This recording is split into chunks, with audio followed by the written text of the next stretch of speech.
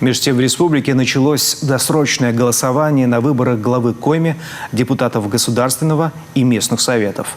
Представители территориальных избирательных комиссий устремились к жителям отдаленных населенных пунктов, куда, как в той песне, только самолетом можно долететь. В среду голосовали 14 воркутинских оленеводов. Алексей Корчма передает из Заполярья.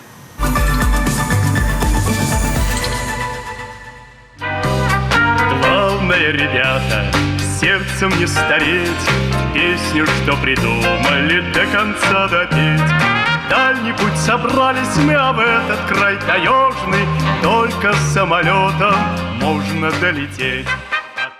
К этим избирателям можно добраться только по воздуху, спецрейсом вертолета Коми Авиатранс за десятки километров в тундру. В салоне член избирательной комиссии, общественные наблюдатели, сотрудник полиции. Мало ли что может случиться на импровизированном избирательном участке. За один день надо облететь 7 оленеводческих бригад. Выездное голосование организовано прямо в ЧУМе.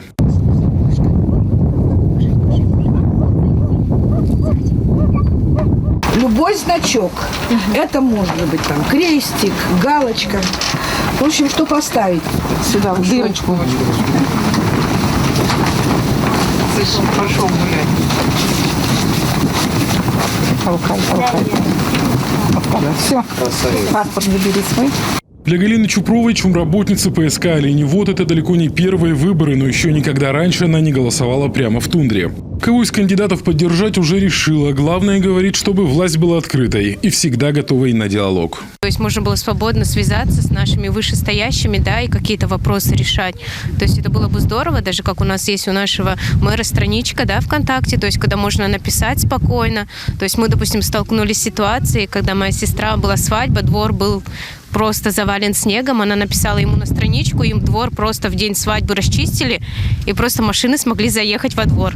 Слияние рек Большая и Малая Кара, Халмир-Ю, Соловая Яха, Малая Сарьяга. Самая дальняя точка, где расположилась стоянка оленеводов – ручей Сизим-Юкашор, 95 километров от города. Хоть бы сказали, что нет, мы бы оттуда привезли. Конечно.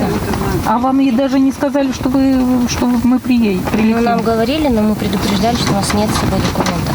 Для досрочного голосования в труднодоступных местностях руководство производственно-сельскохозяйственного кооператива «Оленевод» представило в ТИК Воркуты уведомление и список на 39 человек. Но по факту голосовали лишь 14. Остальные на стоянках были либо без паспортов, либо ушли по работе в тундру. Изначально в территориальную избирательную комиссию подается уведомление о желании проголосовать, предоставляются списки избирателей. По факту, когда мы вылетаем, может такое оказаться, что паспортов у избирателей нет, потому что в тундре паспорта не нужны. Соответственно, эти избиратели, к сожалению, не могут принимать участие в голосовании. Трехуровневые выборы в тундре проходят по всем правилам выездного голосования. За соблюдением процедуры увлеченно следит общественный наблюдатель с мировым именем. Уроженка Воркуты, а ныне москвичка Яна Недзвецкая, главный дизайнер и креативный директор известных брендов женской одежды. По словам королевы русского платья, именно так называют Недзвецкую модные критики дизайна, выборы на севере, да еще и в оленеводческой стоянке для нее в новинку. Впечатления от быта и удивительной природы севера самые позитивные. Меня поразило, что настолько все было чисто, честно, все опечатано, так строго. С нами даже полицейский летал и наблюдал за всем. И поэтому люди очень приветливые, приятные. Конечно, не все проголосовали, это понятно. Оленеводы ушли в тундру с оленями. Но все-таки часть проголосовала, и с большим удовольствием они нас ждали. Они красиво оделись. Это было так, в общем, классно. Все отдаленные стоянки оленеводов члены комиссии облетели в общей сложности за 6 часов. Мероприятие крайне затратное. С учетом стоимости аренды вертолета и обеспечения права на волеизъявление 14 человек обошлось государству в 700 тысяч рублей. Следующий вылет на 2 компрессорные станции более бюджетный. Винтокрылый транспорт для членов участковой избирательной комиссии газовики предоставят сами. Все прошло очень хорошо.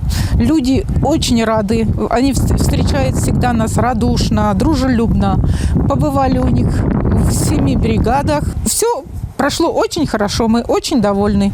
Голосование в отдаленных населенных пунктах и труднодоступных территориях республики продлится по 10 сентября. Ожидается, что в выборах главы Коми, депутатов Госсовета и местных органов власти примут участие 8771 человек.